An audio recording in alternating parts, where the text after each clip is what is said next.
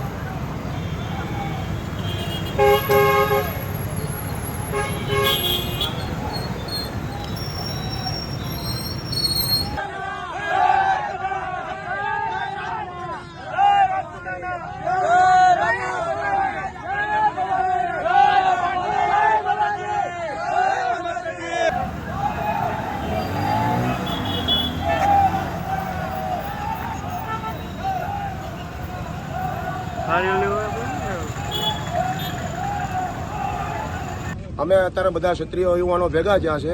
અમારી એક જ માંગ છે કે અમારી બેન દીકરીઓ ઉપર રૂપાલા બોલેલા છે, રૂપાલા ટિપ્પણી કરેલી છે, એના વિરોધમાં અમે પૂતળા દહન કરવાના છીએ। બરોબર છે, આગામી સમયમાં બીજા વધારે માણસો ભેગા થાય આંદોલન થાય। અમારી એક જ માંગ છે, અમારે કોઈ હારે પક્ષ હારે લેવા દેવા નથી, કોઈ પાર્ટી હારે, કોઈ જ્ઞાતિ હારે, કોઈ હારે લેવા દેવા નથી। એક રૂપાલાની ટિકિટ થાય એ તમારી માંગ।